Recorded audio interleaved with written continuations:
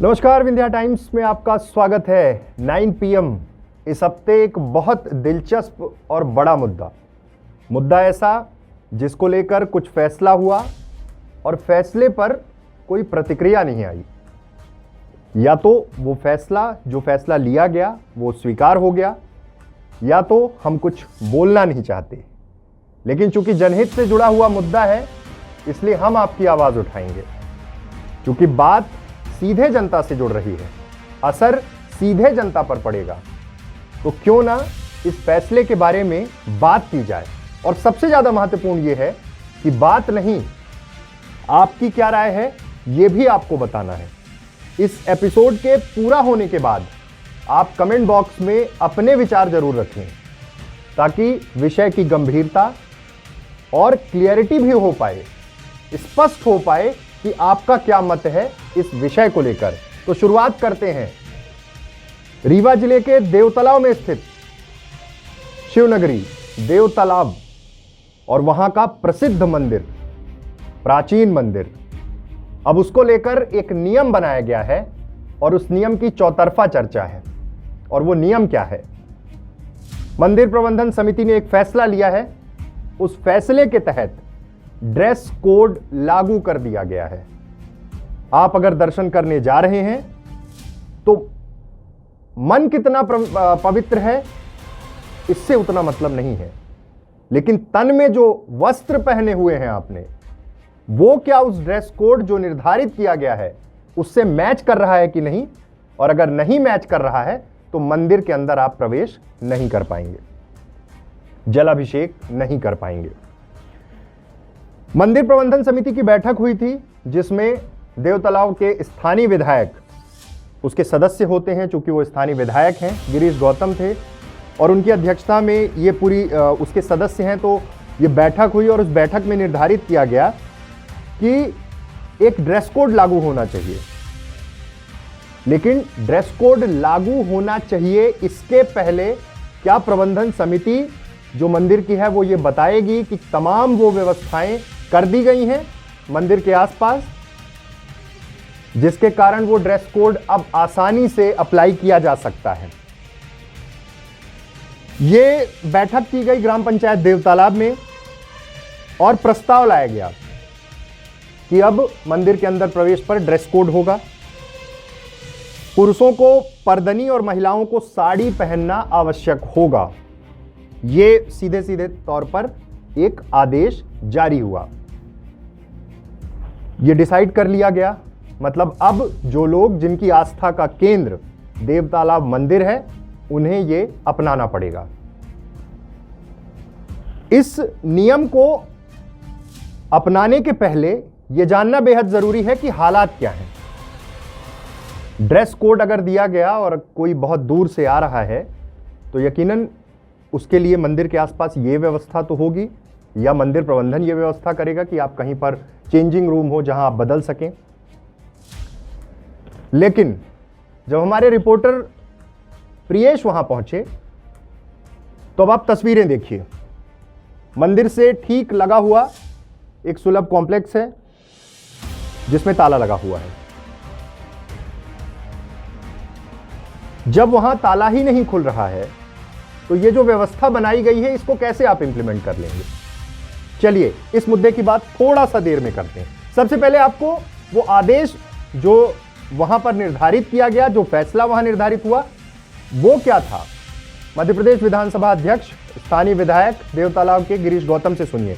वो पहले बता रहे हैं कि आखिर क्या फैसले लिए गए, उसके बाद आगे की कड़ी पर बात करेंगे। मंदिर के लिए अभी कल मंदिर की जो प्रबंध समिति है उसकी बैठक थी। मैं भी उसका सदस्य होने के नाते मैं भी बैठक में था। तो उसमें 3-4 प्रस्ताव पारित हुए। एक तो ये कि मंदिर से लगा हुआ एक बैजू धर्मशाला, जो ये बैजू धर्मशाला शायद यही बैजू धर्मशाला हुआ, और उसमें बैजू धर्मशाला की हालत जीर्ण शीर्ण है और उसमें अतिक्रमण लगातार होते चले जा रहे हैं। तो एक प्रस्ताव ये पारित हुआ कि इसको एक तो मंदिर के एरिया के भीतर है तो उसको मंदिर की संपत्ति घोषित किया जाए और उसका बढ़िया रख रखाव कर दिया है, जिससे रुकने वालों की धर्मशाला है एक व्यवस्था बन सके, उनके रास्ते खोल दिए जाए। एक तो ये निर्णय। दूसरा यह हो कि लक्ष्मण झाड़ीदास जी का एक मंदिर है, मंदिर का बड़ा कैंपस है और उस कैंपस में अतिक्रमण बहुत ज़्यादा हो गया। हालांकि अभी प्रशासन ने अतिक्रमण को खाली करा लिया है, सब कुछ कर दिया है। तो ये हुआ कि उसी में जो स्पेस ज़्यादा है तो एक बड़ा हॉल बना दिया जाए, उसमें ओपन हॉल है, सेट करा है, कुछ कमरे बन जाए उसमें, जो उसमें सारी सुविधा युक्त वो हों, तो लोगों को जाने को, जो भक्तगण जाते हैं, पूरी तरकारी बनाते हैं या प्रसाद बनाते हैं, उनके जगह बैठने का, रहने का वहाँ मिल जाए। एक तो ये निर्णय हुआ। तीसरा निर्णय उसमें ये हुआ है कि मंदिर के भीतर अभी होता ये था कि जिसकी जो तबीयत आती थी वो पहनावा पहन के जाता है।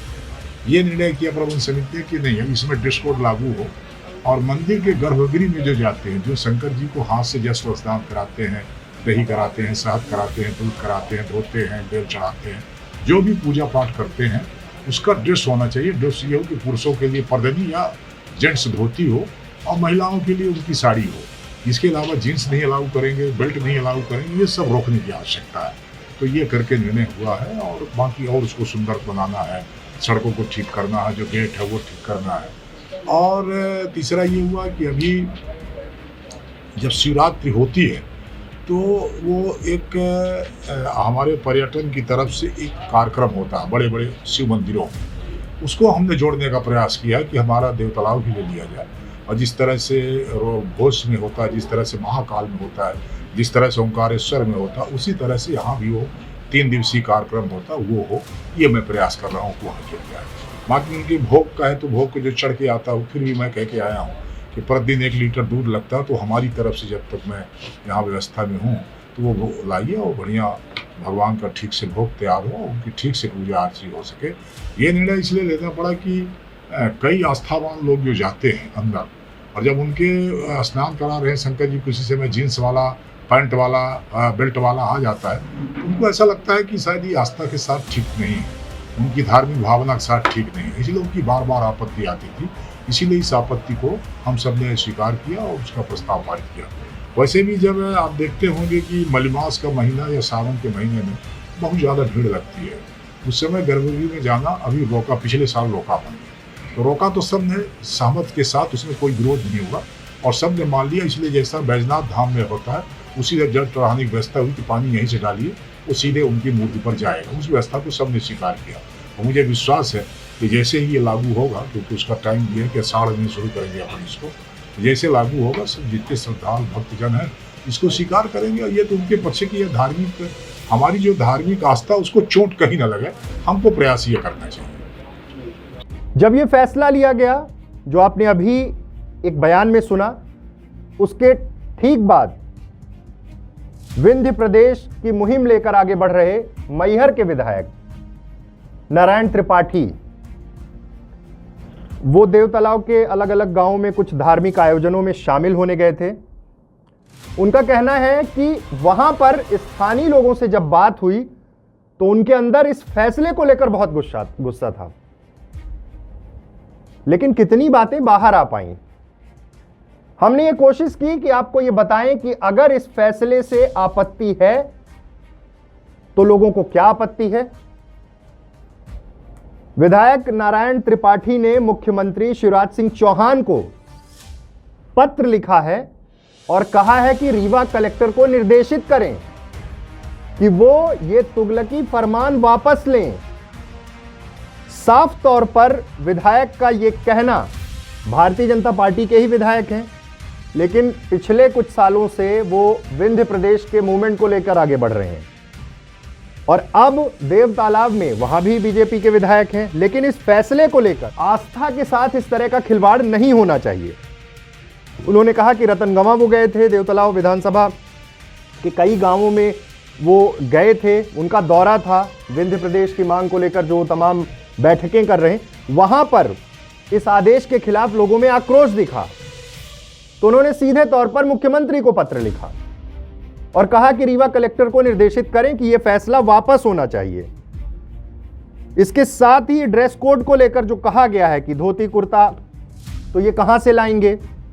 जाहिर है कि इस पवित्र क्षेत्र में भी किराए के धोती कुर्ते का धंधा चल निकलेगा, ये एक सवाल उन्होंने खड़ा किया। उन्होंने कहा कि जनभावनाओं को देखते हुए रीवा कलेक्टर को निर्देशित करें और इस फैसले को वापस लेने के लिए कहें। आइए आपको फिर सुनाते हैं कि आखिर नारायण त्रिपाठी ने जब हमसे बात की फोन लाइन पे मैंने उन्हें कनेक्ट किया तो उन्होंने क्या कहा, इस फैसले को लेकर उनका क्या मत था। जो फैसला यहाँ पे लिया गया है देव तालाब मंदिर के ड्रेस कोड को लेकर, हाँ, उसमें आपने मुख्यमंत्री को से गुजारिश की है कि रीवा कलेक्टर को निर्देशित करें कि ये फैसला वापस होना चाहिए। क्या आपत्ति है आपकी इस मसले पर? देखिए, जहां तक मैं जानता हूं, हम लोग भी गांव घर के लोग हैं और भोलेनाथ के बारे में हम लोग जानते हैं कि भोलेनाथ जी जो है वो भोले बाबा कहलाते हैं। गांव में लोग चड्डी पहन के तालाब में नहा के गीले बदन में जाके भोलेनाथ की पूजा करते हैं। रीति रिवाज, रस्म परंपरा, शास्त्र पुराण ग्रंथ कानून से बड़ा माना जाता है। हमारे यहाँ की जो रीति रिवाज परंपरा है, समान ढंग से पूजा पाठ की है। इसको जटिल और कठिन बनाने का प्रयास नहीं करना चाहिए। हम जटिल और कठिन बनाएंगे तो लोगों का पूजा पाठ के प्रति आस्था दूर होगी, आस्था नहीं बनेगी। जब मैं वहाँ देव तालाब के गया मैं, तो मुझे 2 गांव गया मैं भागवत में, दोनों गांव में लोगों ने इस बात पे आपत्ति किया, मुझे बताया। तो मैं स्वयं भी, कोई आपत्ति की बात नहीं, स्वयं में मैं महसूस करता हूँ कि आदेश और ये फतवा बिल्कुल गलत है कि ड्रेस कोड दर्शन के लिए हो जाए। ये साउथ में कहीं ना कहीं चलता रहता है, तो जहाँ जो चलता होगा चलेगा, पर हमारे यहाँ इस तरह कहीं किसी भी जगह ड्रेस कोड अभी तक तय नहीं किए गए। तो ये तो लोगों के ऊपर एक तालिबानी हुकूमत जो होती है उस तरह आदेश को लादना है कि पूजा पाठ आपको इस तरह करना है। महिलाएं सलवार सूट में नहीं जा सकती, वो पुरुष जो है, हमारा जो युवा वर्ग है, टी शर्ट जीन्स पहन के दर्शन करने जा रहा है, तो इसमें पाप कहाँ है, गलत क्या है? कोई गलत सिद्ध करे ना, क्यों ऐसा आदेश जारी हो रहा है कि लोग पूजा पाठ से वंचित हो जाए। तमाम लोग इन बातों को लेकर पीड़ित है और कहीं न कहीं ये महसूस कर रहे हैं कि गलत फतवा है, ये गलत आदेश निर्देश है। नहीं, आपको क्या लगता है कि इस तरह का आदेश एकदम से आना, उस बैठक में मध्य प्रदेश विधानसभा के अध्यक्ष गिरीश गौतम भी थे, उनका विधानसभा क्षेत्र है, ये फैसला आपको क्या लगता है किस मंशा के तहत आया? ये मंशा तो नहीं बता सकता किस मंशा के तहत है, पर हम कहते कोई भी यदि बैठ के सब फैसला लेता है जी, तो फैसला लेने वाला आदमी बिल्कुल गलत है। हमारे स्पीकर साहब बहुत विद्वान सीनियर पॉलिटिशियन है, पंडित आदमी है, पूजा पाठ को मानने वाले आदमी हैं, वो स्वयं में विद्वान है, पूजा पाठ करते होंगे।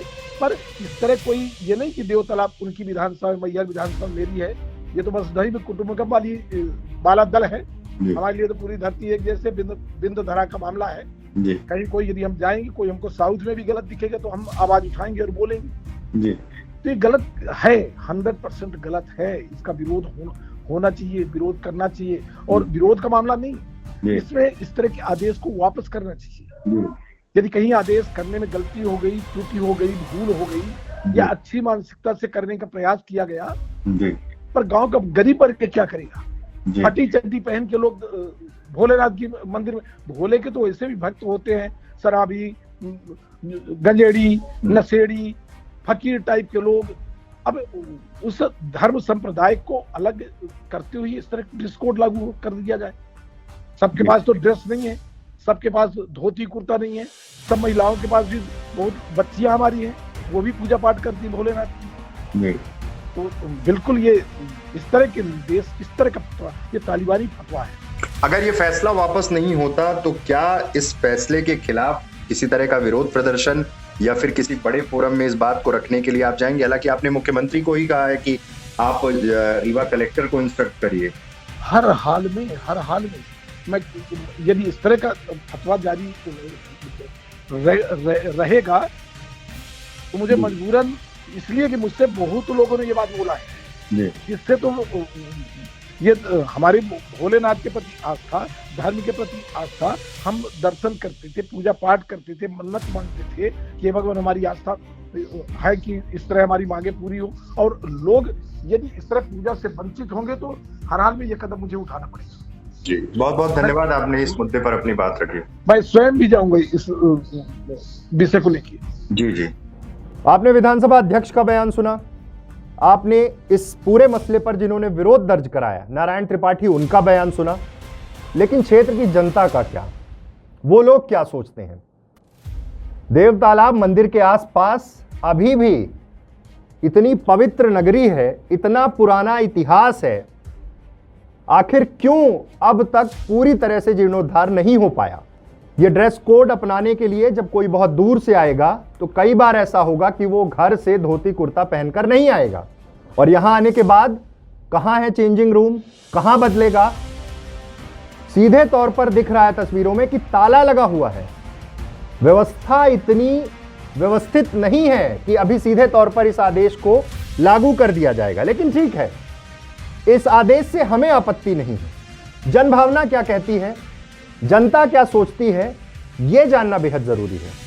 सबके अपने अलग अलग तर्क हैं, सबका अपना सोचना है। क्या इस तरह के फैसले लिए जाने चाहिए?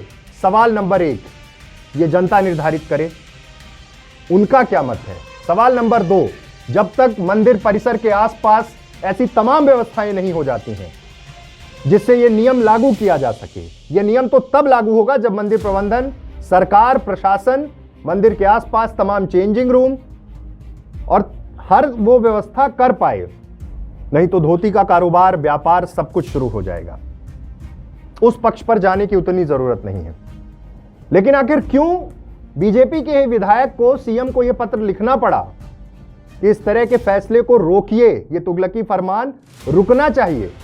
नारायण त्रिपाठी ने तो यहां तक कहा कि भगवान भोलेनाथ के भक्त कैसे हैं, कोई कहीं स्नान करके आया तो सीधे जलाभिषेक करने आ रहा है, कहां से वो धोती कुर्ता लाएगा? जो गरीब वर्ग से आते हैं वो कैसे व्यवस्था कर पाएंगे? आस्था तो उनके मन में भी है, पवित्र तो उनका मन भी है, लेकिन कैसे हो पाएगा? इस फैसले पर लोगों का क्या सोचना है, ये भी आप सुनिए।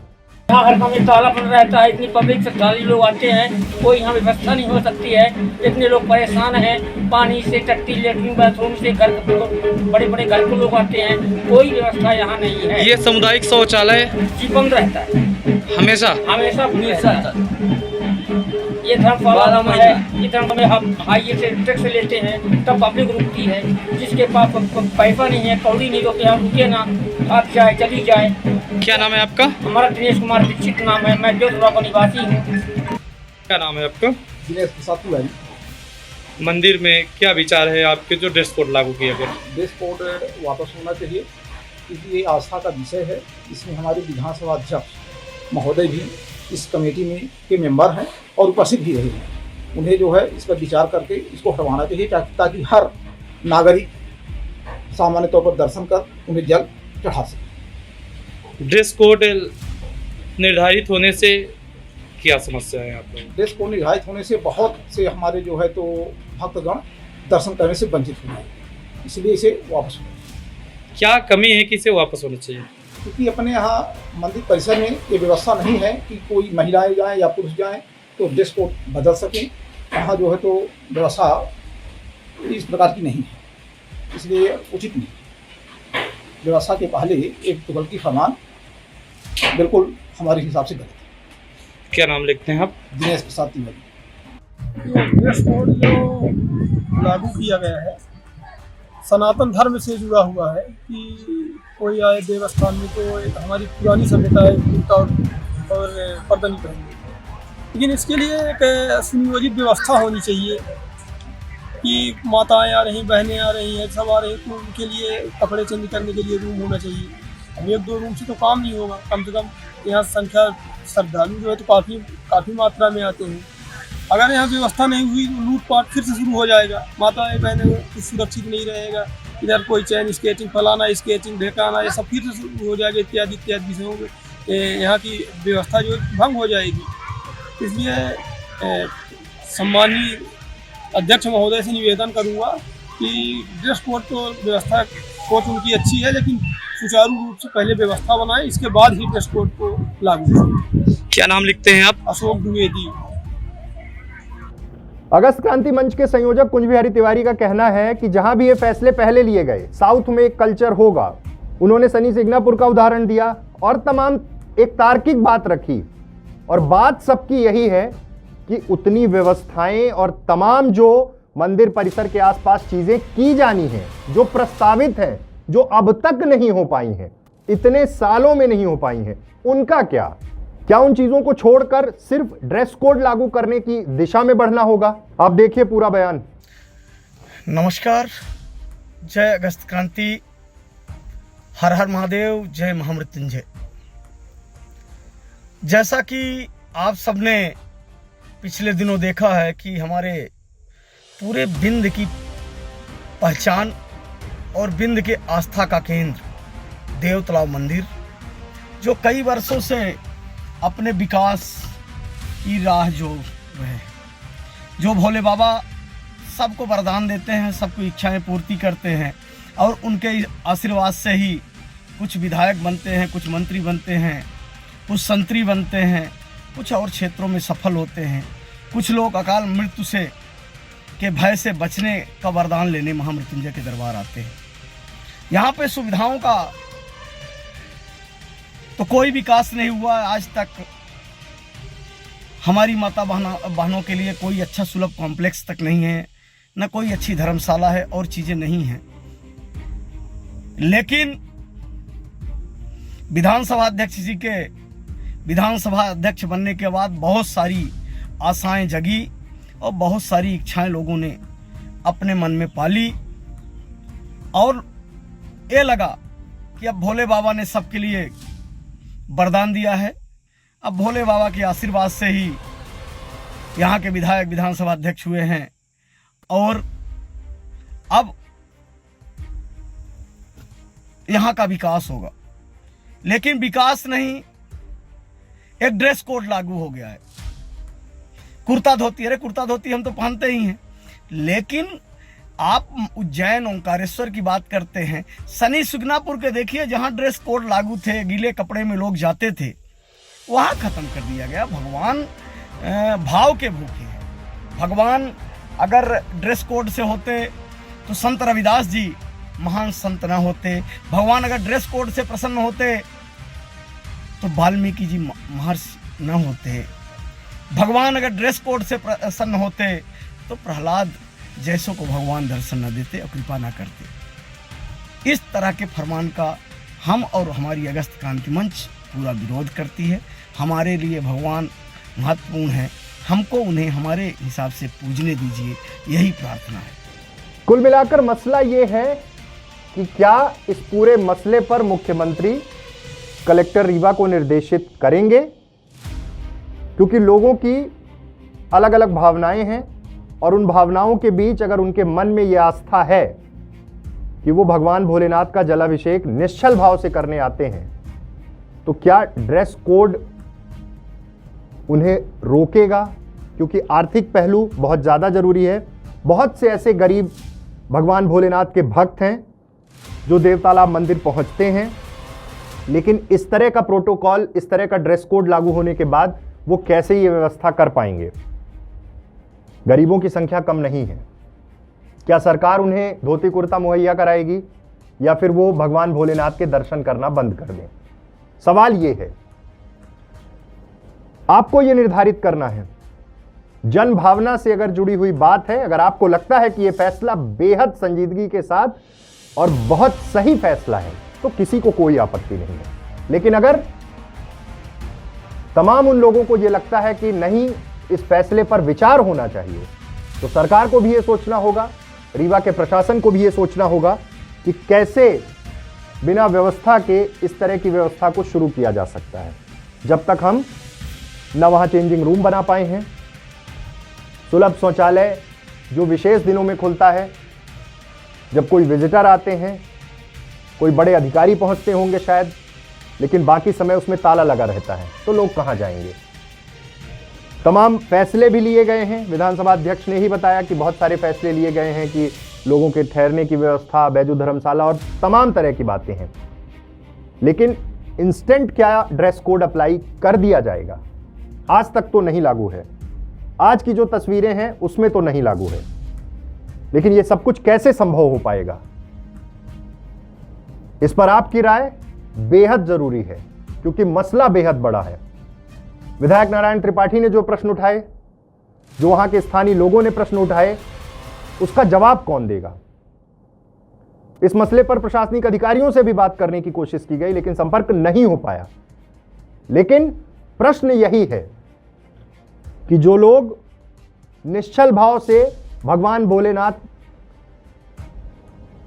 को जलाभिषेक करने आते हैं, उनका क्या होगा अगर ये फैसला इंप्लीमेंट हो रहा है तो वो कैसे कर पाएंगे। गरीब तबके, वंचित तबके के ऐसे बहुत से लोग हैं जिनकी देव तालाब में बड़ी आस्था है, बहुत बड़ा इतिहास है देव तालाब मंदिर का, लेकिन इस फैसले को लेकर अब सवाल खड़े हो रहे हैं और अब देखना है कि प्रशासन इस फैसले पर क्या करता है। बहुत बहुत धन्यवाद।